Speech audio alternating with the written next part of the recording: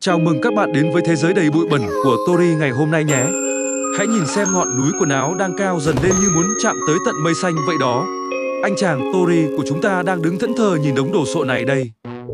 Nhộng Tito thông minh đang bay lượn xung quanh với đôi mắt hiện lên dấu chấm hỏi to đùng. Chú ta dường như đang cảm thấy có gì đó không ổn chút nào về kế hoạch giặt giũ này. Tori thì vẫn quyết tâm tống hết tất cả vào trong chiếc máy giặt nhỏ. Bạn có bao giờ tự hỏi tại sao chiếc máy giặt lại bắt đầu nhảy múa khi nhồi quá nhiều đồ chưa? Đó chính là lúc các định luật vật lý bắt đầu lên tiếng phản đối sự tham lam của con người. Hãy cùng khám phá bí mật đằng sau lực ly tâm nhé.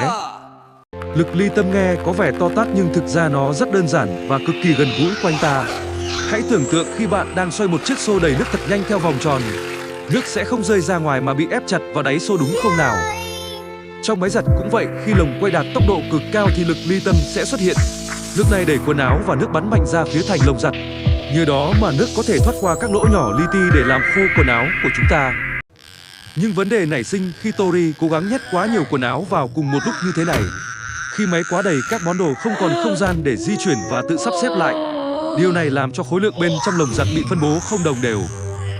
Hãy tưởng tượng lồng giặt giống như một bánh xe cần được cân bằng hoàn hảo để quay êm ái nhất.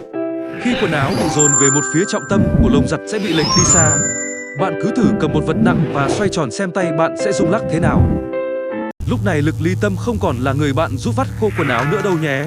Nó biến thành một con quái vật hung dữ kéo lồng giặt đập mạnh vào thành máy giặt. Tiếng rầm rầm mà bạn nghe thấy chính là tiếng lồng giặt đang kêu cứu trong tuyệt vọng đó. Sức ép kinh khủng này sẽ dồn toàn bộ lên trục quay và các ổ bi tội nghiệp bên trong. Chúng vốn chỉ được thiết kế để chịu tải trọng cân bằng và ổn định mà thôi. Việc quá tải liên tục sẽ khiến các linh kiện này bị mài mòn và hư hỏng rất nhanh. Motor của máy giặt cũng phải gồng mình lên để quay đống quần áo ướt sũng nặng nề. Nó giống như việc bạn phải cõng 3 người trên lưng và chạy bộ vậy đó. Nhiệt độ của motor sẽ tăng cao đột biến và có thể dẫn đến cháy nổ hỏng hóc. Hệ thống giảm xóc và lò xo treo lồng giặt cũng không thoát khỏi số phận nghiệt ngã này đâu.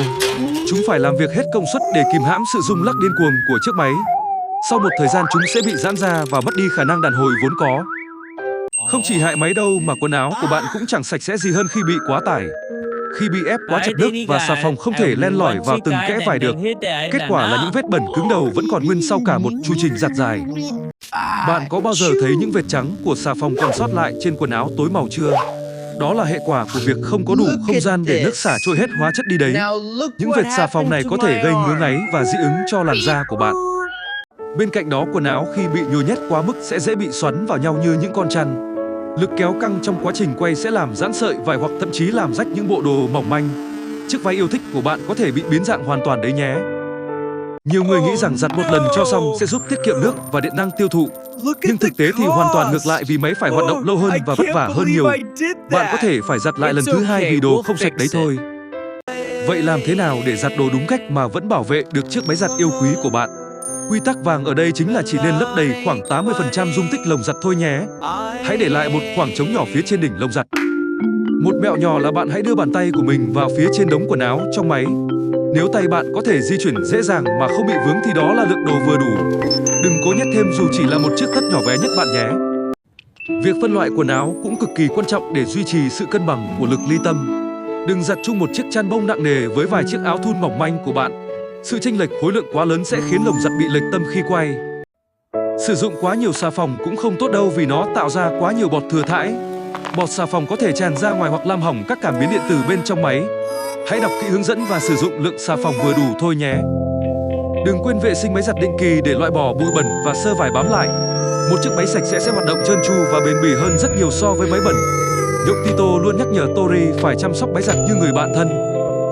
Khi lồng giặt quay ở tốc độ hàng nghìn vòng mỗi phút, lực quán tính trở nên khổng lồ. Nếu có bất kỳ sự mất cân bằng nào, chiếc máy sẽ bị rung động cực mạnh theo chu kỳ. Đó là lý do tại sao chân máy giặt phải luôn được đặt cân bằng. Một chiếc máy giặt quá tải có thể tự di chuyển ra khỏi vị trí ban đầu của nó đấy. Điều này rất nguy hiểm vì nó có thể làm đứt dây điện hoặc làm tuột ống dẫn nước ra ngoài. Bạn chắc chắn không muốn thấy cảnh tượng ngập lụt trong nhà mình đâu. Hãy luôn lắng nghe âm thanh của máy giặt khi nó đang hoạt động trong chu trình vắt nhé. Nếu nghe thấy tiếng kim loại va chạm hoặc tiếng rít chói tai thì hãy dừng máy ngay lập tức. Đó là dấu hiệu cho thấy máy đang bị quá tải nghiêm trọng hoặc hỏng hóc. Bây giờ Tori đã hiểu ra vấn đề và quyết định chia đống quần áo khổng lồ ra làm hai. Việc này có vẻ mất thời gian hơn một chút nhưng lại bảo vệ máy giặt rất tốt. Nhìn xem chiếc máy hoạt động êm ái hơn hẳn khi gánh vác lượng đồ vừa phải. Gia tốc tăng dần giúp lồng giặt đạt được tốc độ vắt tối đa một cách an toàn nhất. Khi quần áo được phân bổ đều lực ly tâm sẽ tác động đồng nhất lên mọi phía của lồng. Điều này giúp máy quay nhanh mà vẫn giữ được sự ổn định tuyệt đối. Hầu hết các máy giặt hiện đại đều có cảm biến trọng lượng để cảnh báo khi quá tải. Nếu máy của bạn từ chối bắt đầu chu trình giặt thì đừng cố ép nó nhé. Đó là lúc máy đang tự bảo vệ mình khỏi những hư hại không đáng có đấy. Việc bảo trì định kỳ không chỉ là lau chùi bên ngoài mà còn kiểm tra bên trong. Hãy kiểm tra các ống dẫn và bộ lọc xơ vải thường xuyên để tránh tắc nghẽn. Một chiếc máy được chăm sóc tốt sẽ gắn bó với gia đình bạn trong nhiều năm dài. Tori và nhộng Tito đang cùng nhau dọn dẹp lại toàn bộ khu vực giặt giũ của mình. Mọi thứ trở nên ngăn nắp và sạch sẽ hơn khiến tâm trạng của họ cũng vui vẻ hơn. Một môi trường làm việc tốt sẽ giúp chúng ta có thêm nhiều kiến thức bổ ích mỗi ngày. Một mẹo hay khác là sử dụng túi lưới giặt đồ cho những món đồ nhỏ hoặc mỏng manh. Túi giặt giúp ngăn chặn việc quần áo bị quấn vào nhau hoặc bị kẹt vào các khe hở. Điều này giúp bảo vệ cả quần áo và lồng giặt khỏi những tác động xấu nhất. Hãy luôn nhớ kiểm tra kỹ các túi quần áo trước khi cho vào máy giặt bạn nhé. Một đồng xu nhỏ hoặc chiếc chìa khóa bỏ quên cũng có thể gây ra những thảm họa lớn. Chúng có thể va đập và làm chảy xước lồng giặt khi quay ở tốc độ cao. Ngược lại, với quá tải thì việc giặt quá ít đồ cũng gây ra sự mất cân bằng đấy. Khi chỉ có một món đồ nặng duy nhất, nó sẽ bị văng đập tự do trong lồng giặt. Hãy đảm bảo lượng đồ luôn ở mức vừa đủ để máy hoạt động ổn định nhất. Để giữ quần áo quay theo vòng tròn thì cần có một lực hướng tâm từ thành lồng giặt. Lực này luôn hướng vào tâm và giữ cho mọi thứ không bị bay mất theo đường thẳng. Sự cân bằng giữa lực ly tâm và lực hướng tâm tạo nên chuyển động tròn hoàn hảo. Nước quá nóng có thể làm hỏng các sợi vải và làm máy giặt nhanh xuống cấp hơn. Hầu hết các loại vết bẩn hiện nay đều có thể được làm sạch bằng nước lạnh hoặc ấm.